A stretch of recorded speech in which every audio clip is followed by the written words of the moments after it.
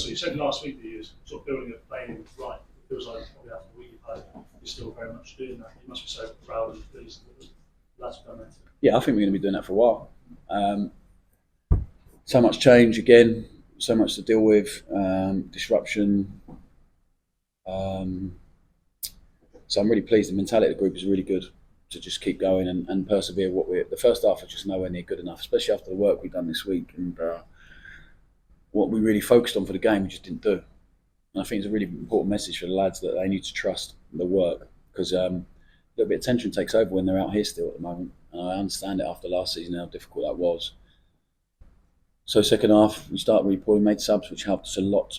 And them subs are important because you need to stick to the plan and what you're doing. And they did that when they come on. I thought Seka was brilliant. I thought Ryan Fraser was brilliant. Helped the team a lot. Flynn was great when he come on. So, yeah, like we persevered, showed resilience again. The group is growing all the time in mentality and togetherness. And I'm really pleased with one. I'm not pleased with how many moments QPR had. And I'm not pleased with the response to scoring again. We have to help them with that as a coaching staff, and everyone together needs to find a solution to that. Because it's just, if you stay 1-0 up and they're defending with so many numbers, we managed to break it down with Sam Mendoza. Should change the game, then have to open up a little bit, and there should be more space to play and to try and penetrate them. Because it's difficult when you've got two, 5-4, and then they leave the one up top. But we need to get used to that as well. So we'll learn from that. It's the first time we played against that shape. It'll be really good for our learning and building. But then to concede so quickly after, again, the mentality just not right. And but the mentality in the end wins us the game in the last half now because they stuck to the detail. We made QPR run a lot, and Armour comes up with a really, really good finish. So I'm frustrated about a lot. I'm also really pleased. I'm frustrated about aspects of the performance, but I'm really pleased we win. And I said to you, it's going to be really important we win whilst building, and we will only improve. We'll be better than this, and we'll make sure of that. I think everyone will be actually like the 10 points from 12 from August, to be fair. You mentioned the season rights. I think it was 3 minutes a couple of weeks ago, 2 minutes, and 2 minutes again today. Yeah. Have you ever pinpointed tackles? You mentioned mentality. No, we will. Yeah, we will. Yeah. It'll be mentality. There's no technical or tactical reason for it. They're all different. So it's tension, and we'll eradicate that, I think, hopefully. Well, we will. You mentioned a moment ago in a different interview that you and Che both decided that he wouldn't play just because of the speculation. At what point did you make that decision? I know you spoke about it yesterday. Yeah, you told me they trained separately yesterday. So I'm really annoyed that got out, actually. That shouldn't happen. That's a problem. That's a problem with this club. Far too much gets out. I need to sort that out. It's not fair. It's not fair on the people that are working really, really hard. Because it could be really misconstrued as they've been ostracised and all that stuff. It was made an agreement because Nathan wanted to do something despite the move probably going ahead this weekend. So he wanted to be on the grass and just to keep his legs moving. Otherwise, he'd have had a few days of not doing anything. And Shay was like, we don't train, the guys who are not in the squad train separately. We have 20 players. It becomes really difficult. They train every day, but apart from the day before the game, they train with the squad. And with Shay, spoke to him on Thursday on the phone after we'd offered him a new contract. Wanted to have a chat about it. Spoke to him again on Friday in the office and just came to an agreement he wasn't really in a place to give us everything he's got, and we need that. So to be fair to both of them, they played last week despite all the noise, and they both were brilliant. And now we'll do it, and but it's been a long week for both of them. So things have changed a little bit, the dynamic of it. I've got no problem with either. I love them both as guys, really good. I'm really disappointed that Nathan goes, but I also really understand it. And also he wanted to leave, not in a bad way, but he's been rumbling on all summer, different clubs, and the way he's dealt with it's been amazing. Sometimes in football, the nice guys don't get what they want. And we'll reinvest and we'll replace him. And obviously Ryan's already in the building. He's not a replacement for Nathan. We'll also add to the group in that position. So, yeah, that's football, right? It's a good deal for someone who came in at 17 or 18, whatever he was, paid nothing for. And he's done brilliantly for last season, and he's got the move, and we will replace and move forward. So Ryan's not a replacement for Nathan, but a good debut for him and Flynn as well. Yeah, he's brilliant. So I got informed there's been a bit of negativity around the signage we made. That'll all really help us. So we have 8 or 9 outstanding young talents, which is the way the club's chosen to recruit over the last 2 years or whatever it is. Especially since the ownership group have come in, which I think is a really fantastic thing. We have so many players who are going to, like Shay Charles showed today, Sam Mendoza, Sam Emma making his first league start. Charlie Alcaraz, not his best today, but he will be really, really top. We have loads of them, loads. Like, just forget like Armel, who's not involved, he's on the bench today. So Gavin has been brilliant.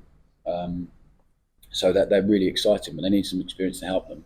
And we've added 3 players of real experience, but real quality, and who, like Adam Armstrong, will have an opportunity to show really what they have. So Adam's been judged 2 years on something really different that probably didn't suit him completely, and now he has something that really suits him and is thriving, and I expect all 3 of the guys that we brought in to be the same. So Flynn done brilliantly for us at Swansea, went to West Ham, really different style, being asked to do something really different, didn't quite work.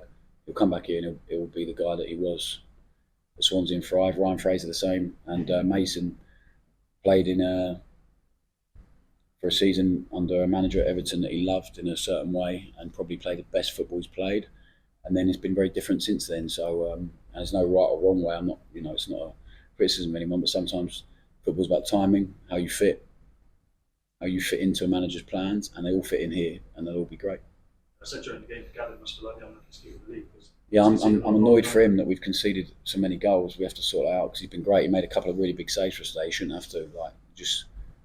We'll stop that. He's been great with the ball at his feet, the courage he has, the saves he's made, how commanding he is. He's been really, really good, and he'll be another one that by the end of the season, I'm sure the fans will be. It'll be a real favourite. Awesome. Still a grand of that. Last time I came, just one piece about the transfer window. Yeah. I know the transfer window is very different here to Swansea. We sign players here, so but it's a bit different. Is it? Do you like it? No, I hate it. Yeah, I don't think you'll find a manager that likes it in the country. Apart from maybe Harry Redknapp, who loved it when he used to wind down the window. But it's not fun. It's nonsense that carries on this far into the season. It's just ridiculous. Especially when you're a club relegated from the Premier League. I'm not sure many teams will have to deal with the amount of change and noise that we've had. And I did expect it. I'm not naive, but it's been way more than I probably expected. So it's opened my eyes a little bit. Jason and Erasmus and the guys and Henrik and Dragon are dealing with it really, really well. Because there is different, and like perception and reality are often very far apart in football. So we've sold however many players that people think, you've got 140 million in the bank, or whatever. A lot of them players have big sell-ons, so it's not the money you think. A lot of it doesn't come in straight away; it comes in instalments. So we haven't got what people think. I think is the reality of it.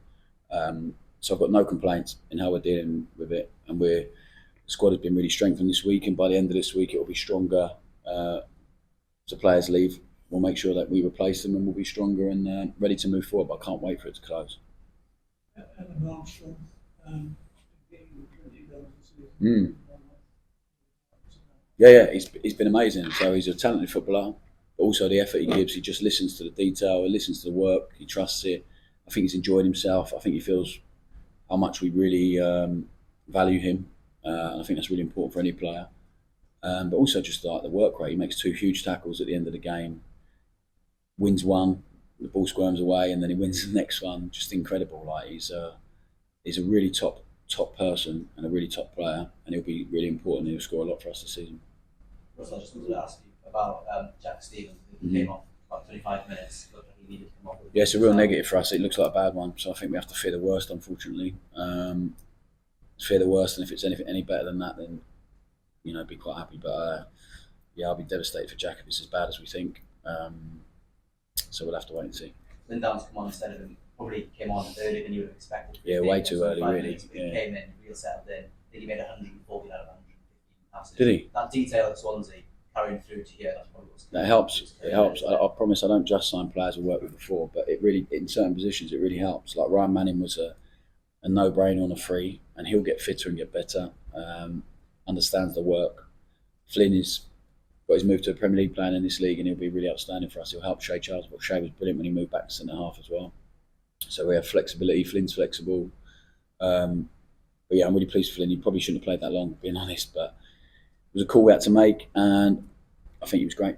Ryan Fraser's welcome on for his team. You seemed like he injected some energy into the crowd when he came on, taking players on, couple of crosses and drops, and that kind of translated into players then, didn't it? Yeah, I think like Ryan's, again, perception and reality. So he's had a tough year, and then people sort of assume certain things with that, and it's really personal, the issues he's had or whatever.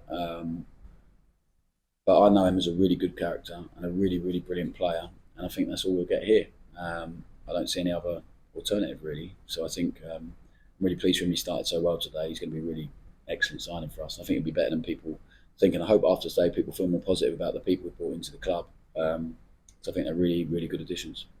On Shane Adams, what is the actual details, or what details can you share at the moment about that, and sort of what was it about his mindset that he thought he couldn't play this week? No, I just didn't want him. I didn't want him to play while all that's going on. So nothing's changed since last week, really. Not accelerated. No, but we've also offered him a new contract, and he's getting pulled from pillar to post. So much different, well, so many advice, different people giving him advice. It's really not easy. I've seen him. He's just been a bit heavier this week. His energy's not been quite the same. Not intentional, not conscious about that one bit. He's just not been the same vibrant, energetic guy that we've had for the last 7 weeks. So it's weighing on him. And I didn't want him to go and put himself through that today. I didn't think he was in the best place to help us today. So it was my call, really. He didn't down tools or say he didn't want to play or anything like that. So he's a great lad, great character. And he'll be pleased that we won. And then this week we'll see what happens, and it will bring it to a close one way or the other. If he goes, we'll replace him. If he doesn't, I'll be really happy. Patience getting for you to just wait for him, wait for the window to close. Yeah, I have no other choice. Like literally, you don't, do you? So honestly, I'm really relaxed about it. There's just no other option. We'll just keep giving everyone we've got here everything we've got, and then the rest will take care of itself, I think. Cool. Good. Cheers, gang.